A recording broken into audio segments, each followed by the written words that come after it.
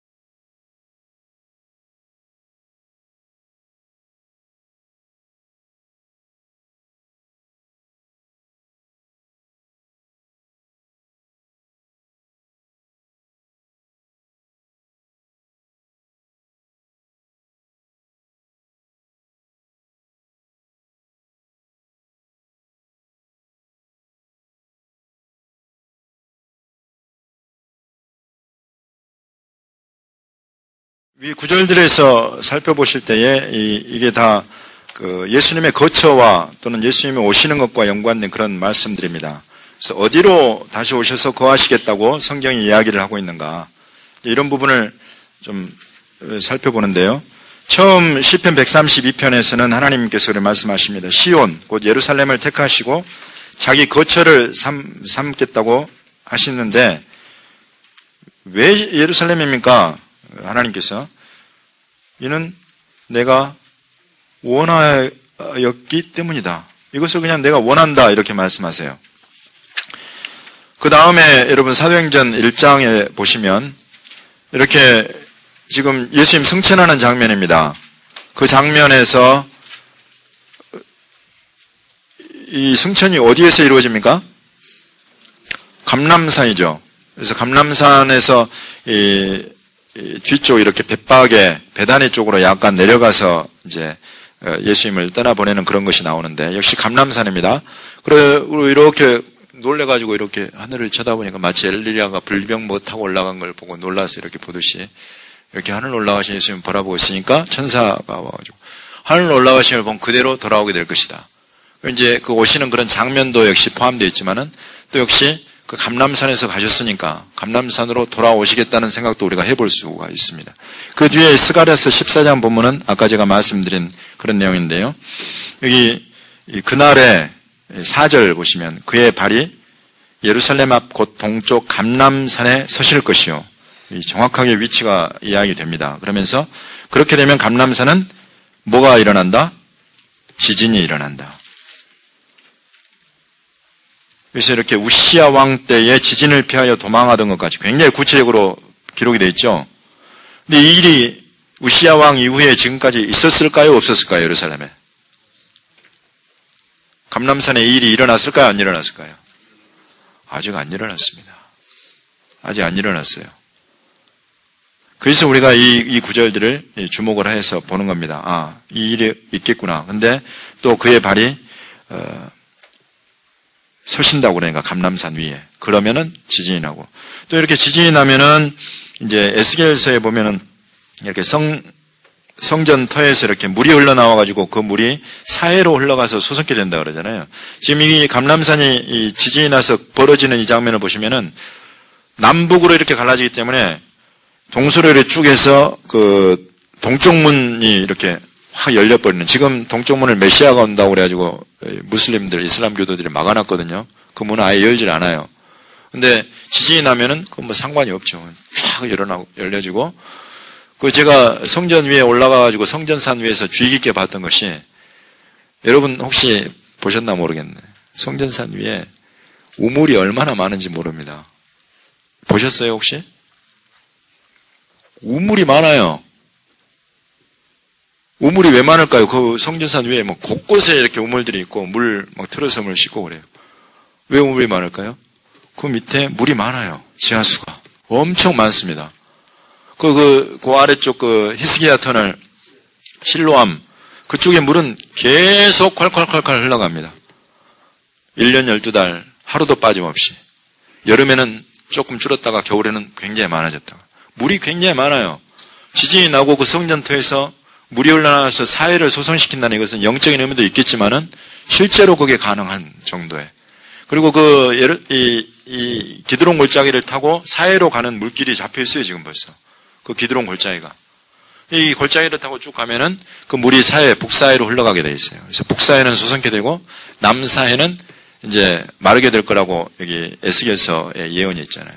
실제적으로 일어나는 그런 장면을 묘사하고 있는 겁니다. 이런 부분들을 우리가 이제 종말론을 풀어가는 키로 우리가 생각을 하실 수 있어야 되겠습니다. 그리고 이제 이 스가랴 8장도 내가 시온으로 돌아오겠다. 돌아와서 예루살렘 가운데에 거하겠다. 이런 말씀이 있습니다. 돌아온다는 것은 떠났다가 돌아온다는 그런 거잖아요. 이제 이런 부분들이 사실 막 종말론과 연관되어서 이제 뭐 여러 가지 의견이 많은 부분입니다. 이제 우리 이동원 목사님 같은 경우는 여러분 그 CGN TV나 이런 데서 스가랴서 강해를 한번 들어보시면 정확하게 이런 내용으로 선포를 하고 계세요. 이동원 목사님 같은 경우. 사실 하용조 목사님도 로마서 강해는 그렇게 하셨지만 스가랴서 강해는 그렇게까지는 안 하셨던 것 같아요. 이동원 목사님은 제가 보기엔 굉장히 용감하십니다. 한번 들어보시면 도움이 될 것 같아요. 지금 예루살렘이 회복되는 것을 우리가 주의 깊게 살펴보면서 왜 도대체 이 시대에 이렇게 회복하고 계시는가에 그런 의미 부여를 우리가 해볼 수 있어야 되죠. 이제 그런 것들과 연관돼서 이런 말씀들을 찾아서 우리가 살펴봅니다. 그리고 또 어제 말씀드렸다시피 그 한 곳, 그 예루살렘 그 센터 그곳에 아브라함, 다윗, 솔로몬, 예슈와 그 이후로도 지금 아주 그 포커스가 되고 있는 거예요.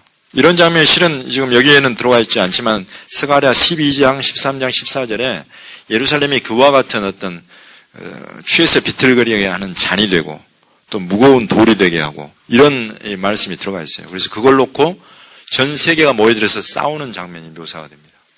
지금 마치 예루살렘 분화란을 놓고 전 세계가 달려들어서 이게 옳다 저게 옳다, 예루살렘을 나누자 말자, 지금 벌써 그런 모습을 보여요.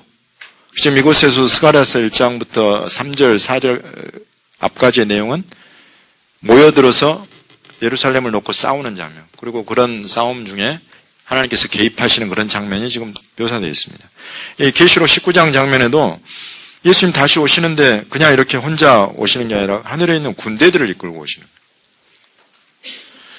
그리고 아까 살펴봤듯이 검, 철장, 또 맹렬한 진노의 포도주들.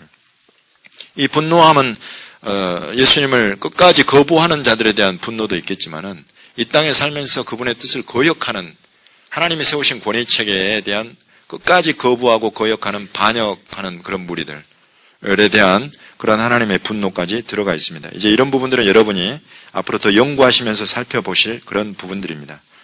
그래서 이제 이런 장면, 어떤 전쟁 상황, 그리고 군대들이 등장하고 이런 장면에 예루살렘으로 다시 오신다. 이런 부분들은 여러분이 그동안에 주의 깊게 보지 못하셨던 부분일 텐데 이제 이스라엘의 회복과 더불어서 주님이 마지막 때에 연관돼서 풀어주시는 부분으로 보시고 계속 연구하시고 살펴보시면 좋겠습니다. 네, 여기까지 하시고 5번, 6번은 이제 그러면 우리는 무엇을 할 것인가 하는 부분입니다. 이렇게 하나님이 이 이스라엘과 예루살렘을 회복해 가시는데 우리가 무엇을 할 것인가? 그러잖아요. 예수님 말씀 가르치시고 말씀을 듣고 행하지 않는 자는 모래 위에 집을 지은 사람 같다. 바람 좀 불고 청순하면 휩쓸려 가버리는. 그렇지만은 이 말씀을 듣고 행하는 자, 그런 반석 위에 집을 짓는 자와 같다. 이것은 예수님께서 하신 말씀 어느 말씀에나 동일하게 적용되는 그런 원칙인 것 같습니다. 지금 이스라엘 회복하시는 이런 하나님의 역사가 말씀대로 또 실제로 진행되고 있는데 이러한 때에 어떤 부분에 우리가 동참할 것인가 이런 부분을 다루는 것입니다. 그래서 126페이지 보시면 이제 말씀 구절이 많습니다. 그렇지만은 이런 부분은 제가 간략하게 축약해서 설명하고 넘어가도록 하겠습니다. 이 첫 번째 126페이지 본문에서는 우리가 어떤 기본적인 마음 자세를 다룹니다. 자랑하지 말고 또 그들이 상하고 터진 그런 모습 보면서 주님이 선지자로 눈물을 흘리게 하셨던 것처럼 또 예수님으로 눈물을 흘리게 하셨던 것처럼 그런 눈물을 가질 수 있는 그런 사람이 되라 이런 말씀입니다. 그리고 주님이 뭔가 하기를 원하시는데 하지 않는 그런 안일한 모습 버리고 또 하지 않기를 바라는 그런 반유대주의적인 것들이나 할지 여러 가지 모습들은 스스로 회개하고 버리고 이스라엘을 버렸다라고 가르치는 그런 모습들도 이제는 바로 잡고 이제 그래야 될 때다 이런. 그 다음에 보시면은 127페이지는 다니엘 때도 다니엘이 보시면은 본문에 나옵니다. 깨닫고 그 연수를 깨닫고 뭘 하냐면 이어서 금식하며 기도를 합니다. 뭔가를 깨달았을 때는 하나님 앞에 이제 기도하는 거죠. 때로는 금식하면서 기도하는 사람들에게 시편 122편은 예루살렘의 평안을 구하라. 예루살렘을 사랑하는 자는 형통할 것이다 라는 그런 말씀을 또 주십니다. 그래서 여러분 제가 벌써 말씀드렸습니다. 온누리 하목사님의 모범이라 할지 또는 미국의 또는 영국의 그런 예랄지 이런 것들을 전부 다 역사가 증언해주는 이런 하나님의 마음과 뜻에 합한가 합하지 않은가 이런 부분들을 우리가 생각해 볼 수 있겠고요. 또 예루살렘 성벽 위에 파수꾼이 되어서 주야로 쉬지 않고 기도하는 지금 키비에서는 이제 온누리 서빙고 성전에서 매일 저녁에 철야 기도가 진행이 됩니다. 그리고 또 매주 한 차례씩 모여서 기도하는 GPNK 기도 운동이 있고요. 그래서 여러분들도 이제 원하시면 키비 사무실에 연락을 하시면은 키비에서 이렇게 도대체 그럼 이스라엘 위해서 어떻게 기도해야 하는가? 뭘 위해서 기도해야 될까 잘 모르시거든요. 실은 처음에 이렇게 들으시면. 그러면 그 기도의 포인트들을 잡아서 드리는 기도 안내문을 만들어내고 있습니다. 매주. 그래서 그것을 받아보시면서 교회 안에 이걸 담당자를 한 분 세우셔서 이 GPNK 기도 깃발을 세우고 매주 중보 기도를 해가실 수 있습니다. 이스라엘을 위한 기도와 섬김은 제가 다시 말씀드리지만 인내가 필요합니다. 장기적인 지속성 있는 이런 기도, 이런 사역, 이거 없이는 열매 보기 어렵습니다. 그래서 여러분들이 사역에 생각하실 때에 그런 지속적으로 할 수 있는 충성된 사람을 한 사람 세워서 이 일을 맡기십시오. 그래서 여러분들이 이제 수시로 우리 목사님들은 그걸 지휘 감독해 주시면 좋겠습니다. 예레미야 31장의 이 부분은 참 재밌습니다. 제가 이 본문을 살펴보면서 에브라임 산 위에서 누가 외친다 그럽니까? 파수꾼이 외친다 그러죠. 뭐라고 외치냐면 일어나서 시온에 올라가서 우리 하나님 여호와께로 나가자.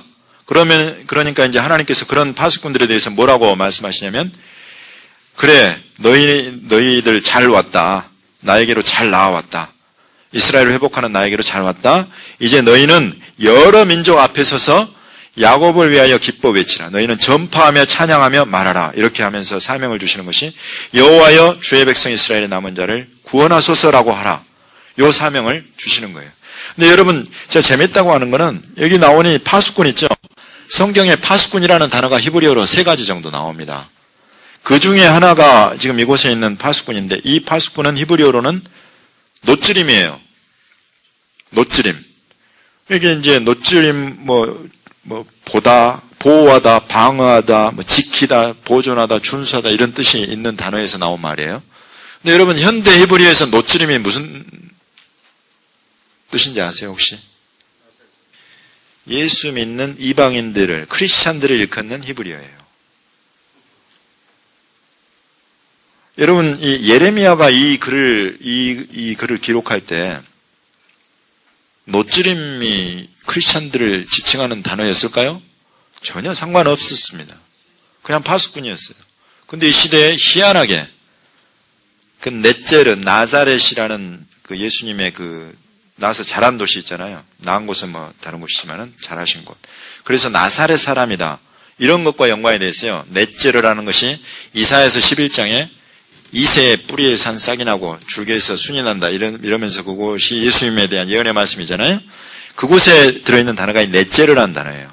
넷제르는 순, 싹 이런 뜻입니다.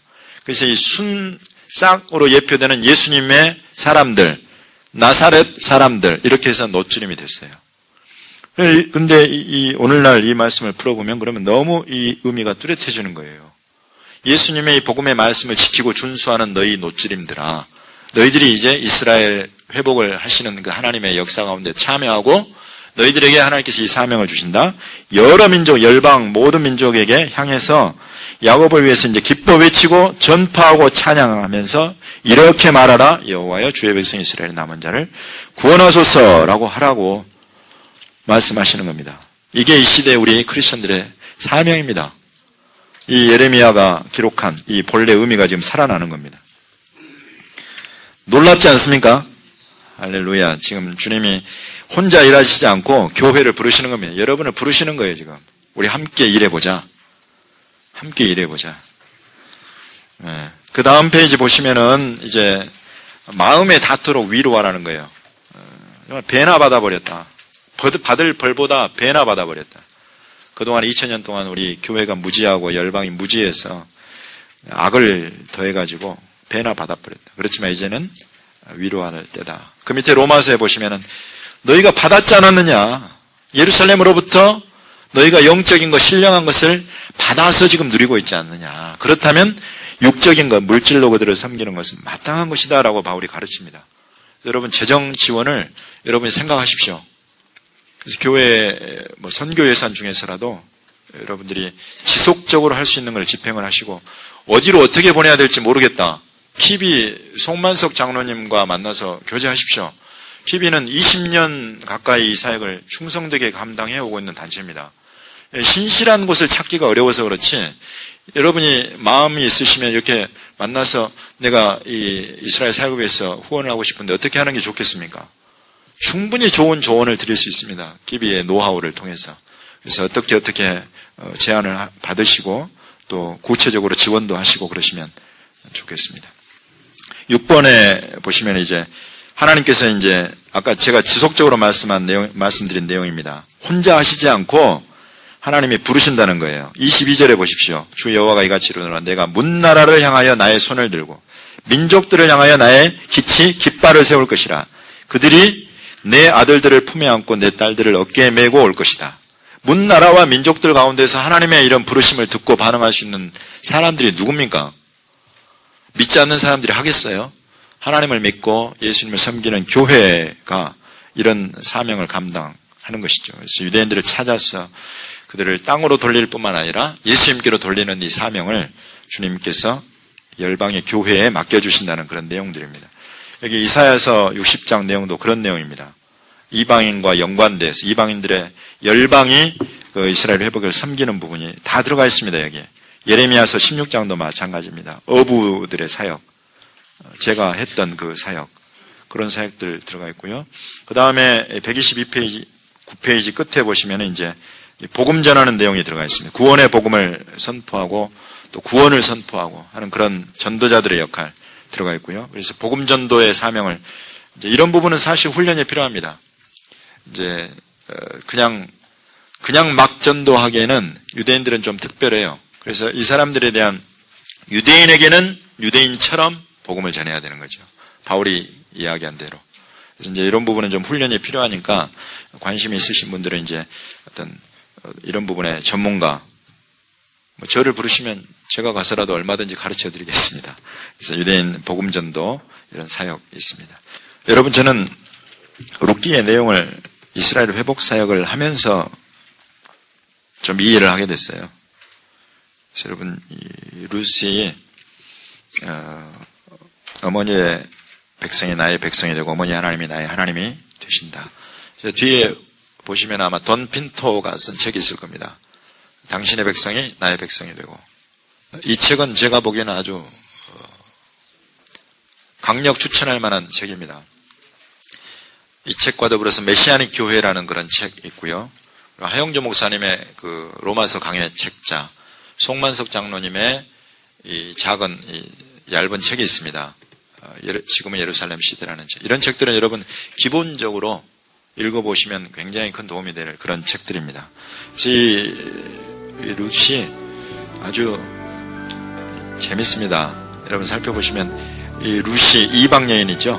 그래서 유대인 시어머니를 따라가서 이스라엘의 하나님을 섬기고 또 보아스라는 그 고엘 구속자를 만나서 이 나오미 가문 전체가 회복되는 그런 통로 역할을 하고, 이어서 메시아가 초림의 메시아 예수와의 계보에 들어가죠. 주님이 오실 그 길이 되는 축복을 받았습니다. 룻이. 이 시대에 이방 교회를 상징하는 열방의 교회가 이 시대에 이와 같은 마음으로 그렇게 이스라엘의 그 나오미 끝까지 죽음 외에는 우리를 갈라놓을 수 없습니다. 그런 마음과 그런 헌신으로 이들을 돌보게 되면 이제는 주님이 다시 오시는 그 길이 되는 것입니다. 얼마나 영광스럽습니까? 룻은 메시아의 계보에 기록이 됐습니다. 주님이 다시 오시는 이 일에 여러분이 룻과 같이 자기를 들여서 주님 다시 오시는 길을 예비하는, 또 길이 되시는 그런 축복이 함께 하시기를 바랍니다. 예. 그래서 제가 권유해 드리고 싶은 거는, 이제 이 사역을 생각하실 때에 여러분 당장 생각나는 어떤 사역은 충분히 바로 뛰어들어서 더 알아보시고 하셔도 좋습니다. 그런데 제가 권유하는 것은 또 기도함으로 시작하시면 좋겠습니다. 기도를 심으셔야 됩니다. 사실 오늘의 교회도 교회 처음부터 이 이스라엘 회복에서 기도하는 모임이 있었어요. 그렇죠? 그래서 그 모임의 그 기도가 계속 쌓이면서 사역이 일어나고 사람들이 모이고, 또 그것을 당회장 목사님이 인정하고 귀하게 보셨고, 그러면서 그것이 함께 이렇게 좋은 그런 일들로 연결이 됐습니다. 그래서 여러분들도 이제 교회 안에 먼저는 기도팀을 좀 만드셔서, 제가 아까 말씀드린 그 기도문을 받아서 GPNK라는 그런 기도운동에 내가 이 지역은 내가 담당하겠다 하시면서 그 기도 깃발을 딱 세우셔도 좋습니다. 그럼 매주 그 기도 깃발을 받아서 성도들이 함께 모여서 중보기도로 시작을 하시면 그 기도문 안에 굉장히 다양한 사역의 내용들이 또 들어가 있어요. 그래서 그런 것들을 보시면서 성령의 인도하심을 따라서 한 사역 한 사역 이렇게 감당해 가셔도 좋습니다. 또 뭐 그렇다고 또 어떤 분들은 우리 한국 사람들 중에는 기도도 중요하지만은 일단 감동이 오면 바로 뛰어가는 거 있지 않습니까? 이걸 통해서 주님 많이 역사하시더라고요. 여러분 안에 정말 이걸 쭉 살펴보시면서 내가 이 사역은 내가 지금 한번 꼭 경험을 해야 되겠다 하시면 바로 뛰어 들어가십시오. 부딪히는 자에게 문은 열립니다.